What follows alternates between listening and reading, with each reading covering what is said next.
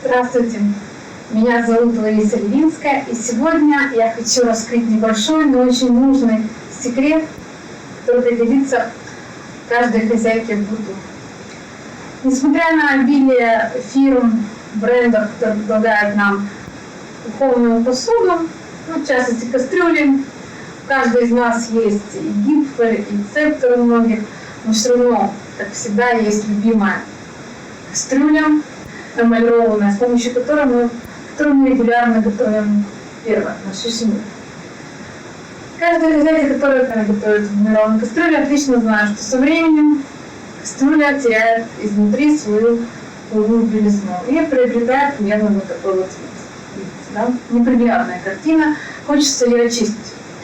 Вариантов есть несколько. Как правило, в первую очередь вспоминаем про обычную пищевую соду.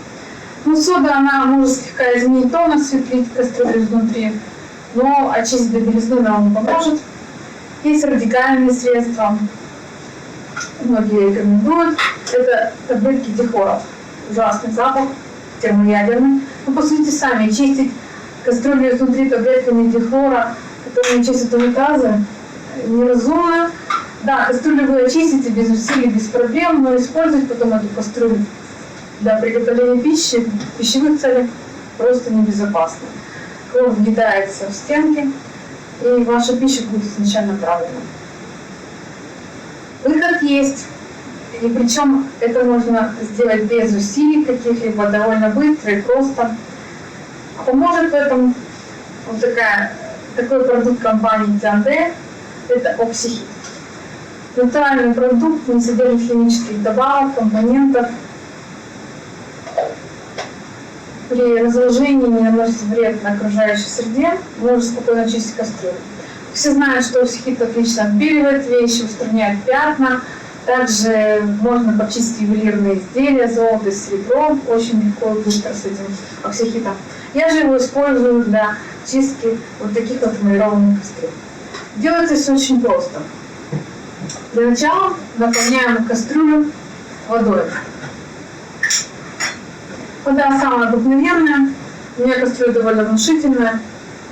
Набираем воды так, чтобы покрывала поверхность, так, чтобы кастрюля была заполнена и полностью закрывала вот отлично.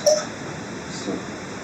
У меня кастрюля не очень запущенная, скажем так, поэтому мне достаточно будет 1 столовой ложки оксихита на такое количество. Так, я налила воды. Моя задача теперь довести эту воду в кастрюле до кипения. Не кипите, а достаточно для того, чтобы оксихит работал, чтобы температура воды была выше 60 градусов. Что я и делаю. Все. И засекаю время. Как только вода доведет до температуры кипения, продолжим эксперимент с оксихитом очищения кастрюли. Прошло 15 минут, вода в кастрюле уже достаточно прогрелась, уже больше 60 градусов необходимо для использования оксихита. И я выключаю, снимаю крышку и добавляю, в моем случае достаточно 1 столовую ложку натурального отбеливателя оксихита. Обычную ложку, не для сборки, без сборки. Если слишком запущена кастрюля, требуются радикальные меры для отбеливания. Советую вам на такой объем использовать 2 ложки. И высыпаю оксихит в кастрюлю.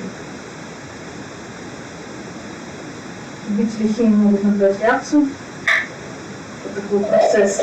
Сразу вода из прозрачной становится белой. И шипение так легкое начинает доноситься. Очень интересно наблюдать за этим процессом. И все. Усилий с моей стороны никаких. Сотни мельчайших пузырьков оксихита сделают свое дело. Я накрываю кастрюлю крышкой. Достаточно 10 минут работы оксихитом. И посмотрим, оценим результат моего отбеливания кастрюли. Прошло 15 минут. Самое время проверить, как справился оксихит с поставленной задачей, как выглядит кастрюля. Я выливаю воду при вас. Единственное, что советую вам не выливать полностью, это будет, может, какое-то ведро вылить или миску глубокую, а используйте ее потом для отпиливания ванны, для чистки унитаза и поверхности. Да. Да.